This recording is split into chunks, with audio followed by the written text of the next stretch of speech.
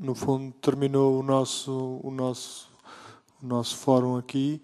Gostaria de saber se existem perguntas. Eu acho que primeiro falou-se sobre o tema do papel destes mega navios de contentores.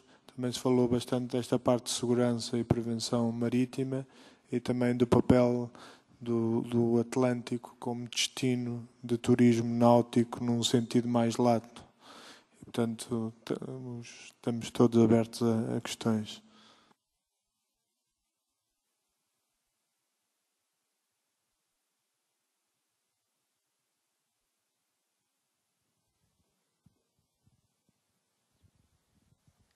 Rapidement. Oscar Mota, Association des industries navales. Monsieur Arbelot, merci bien pour votre communication et pour ne pas avoir parlé trop de l'écologie.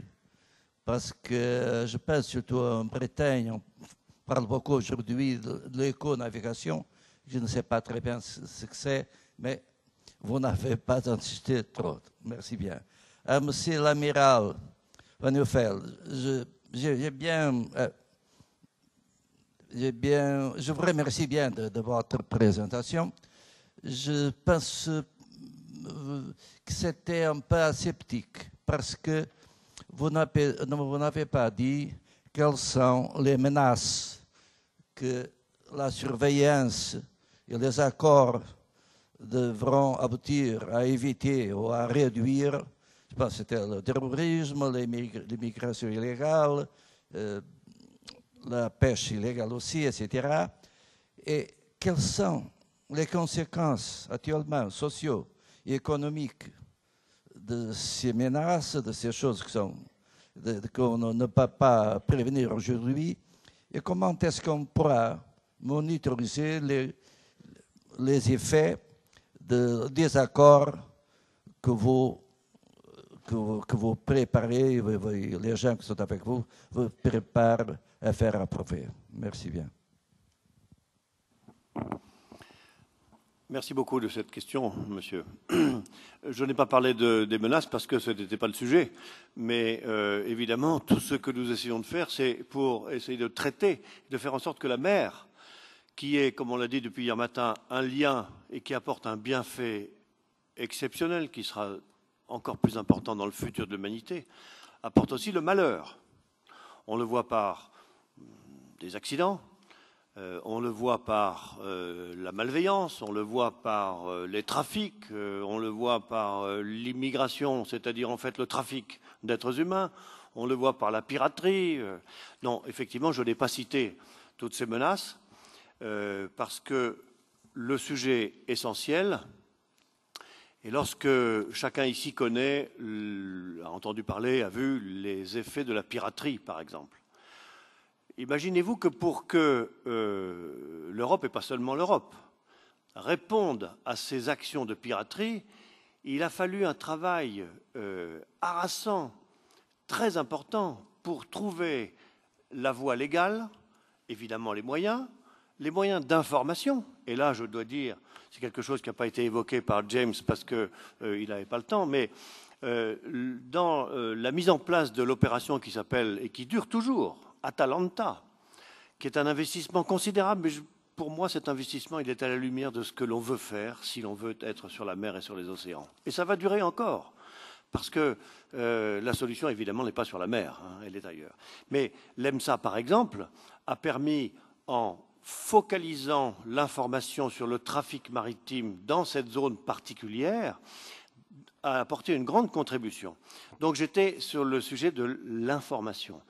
Et nous sommes dans le monde de l'information, on entend tout et n'importe quoi, mais les informations importantes, il faut qu'elles arrivent et qu'elles soient partagées par les acteurs qui, effectivement, ont une responsabilité. Et c'est ça l'ambition du projet Blue Mass Med, à côté de ce qui existe en Europe, c'est que, comme je l'ai indiqué, dans les centres opérationnels des, allez, peut-être pas 400, mais 200 partenaires, 200 acteurs de surveillance maritime en Europe, eh bien, les gens qui sont responsables, avec cet outil qui leur permet d'avoir la vue des choses d'un autre pays ou d'un autre secteur, comme on dit aujourd'hui, eh bien, vont éclairer leur propre réflexion Et pour faire quoi? Pour d'une image de ce qui se passe sur la mer qui est immense. Il y a des dizaines de milliers de bateaux qui se promènent sur la mer. Mais ce n'est pas ça l'intérêt. L'intérêt, c'est de pouvoir aller par des traitements successifs, par cet échange d'informations, aller finalement définir des trous noirs, black holes. Et ce sont ces trous noirs qui vont pouvoir être traités avec plus d'efficacité. Donc c'est ça l'objectif. Et une agence comme l'EMSA, mais l'agence Frontex, l'agence des pêches aussi, hein, parce que la pêche doit être contrôlée, mais la pêche, ou plutôt les vecteurs qui sont prétendument des pêcheurs, peuvent aussi faire autre chose. Bon, tout ceci doit absolument converger, et ce que je disais à l'introduction de mon propos, c'est que la responsabilité de tout ça, elle n'est pas supranationale aujourd'hui. Le droit de la mer est strict, la haute mer en particulier, mais pas seulement la haute mer. Les zones économiques exclusives et évidemment les eaux territoriales sont sous la juridiction, et non pas la souveraineté complète, mais sous la juridiction des États. C'est donc bien les États qu'il faut pousser à travailler ensemble. Et pour compléter ce que disait James et la question posée par le modérateur, moi je n'ai aucune crainte sur la complémentarité de ces démarches. Aucune crainte.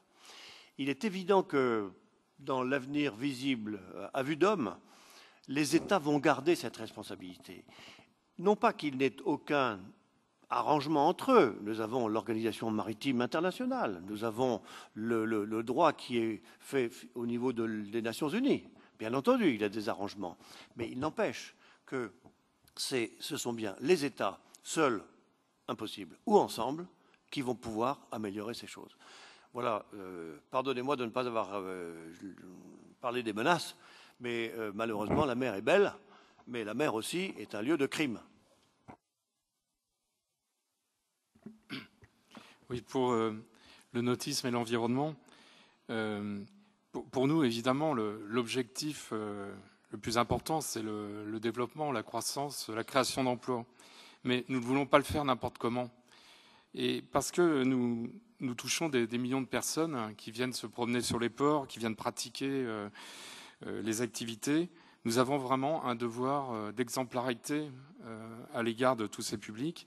Et nous devons avoir les bâtiments les plus respectueux de l'environnement, des comportements aussi, des bonnes pratiques qui respectent l'environnement.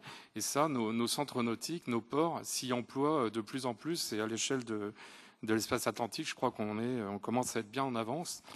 Il y a une volonté de participer à la veille environnementale de la part des professionnels du nautisme, de diminuer dans les installations les pollutions, les déchets, de limiter les émissions de gaz à effet de serre, de faire des économies au niveau des énergies, de développer les énergies renouvelables. Donc tout ceci nous impose d'être inventifs, de réfléchir avec tous les acteurs qui sont concernés, les associations, les structures qui défendent l'environnement, les pouvoirs publics, les autres acteurs qui utilisent le littoral pour d'autres activités. Donc nous devons tous ensemble réfléchir sur comment on peut développer ces activités de bord de mer tout en protégeant l'environnement. Parce que l'environnement maritime, c'est bien sûr, le terme n'est pas très heureux, mais c'est un peu notre fonds de commerce. C'est-à-dire que si l'environnement maritime se dégrade, l'environnement de notre littoral se dégrade, nous allons tous en faire les frais. C'est-à-dire que l'activité touristique diminuera. Je pense que l'attachement des populations avec leur milieu maritime sera moins fort. Donc nous devons absolument préserver ce milieu naturel. Temos mais uma última questão e depois temos terminado devido a restrições de tempo. Boa noite. António Marques, Presidente da Federação Portuguesa de Remo. Tenho assistido quase a todos estes debates e é com muita atenção e com muito agrado que vejo, na verdade, todos estes assuntos bem tratados. Perguntarei se é uma Europa nova ou se diferente daquela que há alguns anos e não muitos mandava abater os barcos e mandava os pescadores ficar em casa para não produzir. Hoje falamos num sistema contrário. Finalmente descobrimos que o mar pode ser um meio excelente para o emprego, para o desenvolvimento de várias indústrias, da agricultura, de energia. Mas aquilo que me faz hoje aqui dizer algumas palavras foi aquilo que eu ouvi de François Rebellot sobre uma questão muito pouco falada até o momento, que foi a questão do turismo náutico. Talvez a parte mais importante para trazer as pessoas para o mar, para os rios, para os lagos, é através do turismo náutico, é através dos eventos esportivos, é através da prática náutica em várias modalidades.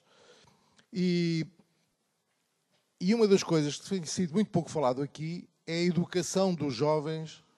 Desculpa interrompê-lo. Eu gostava de saber qual era a pergunta e para quem é que não é um espaço de declarações públicas, ou seja, Não, eu não estou eu estou a fazer uma introdução para perguntar ao François Rebellot, neste momento, se não acha que para chegarmos a este tipo de aproximação das pessoas às questões marítimas, a educação nas escolas será talvez um dos pontos mais importantes para termos bons resultados no futuro?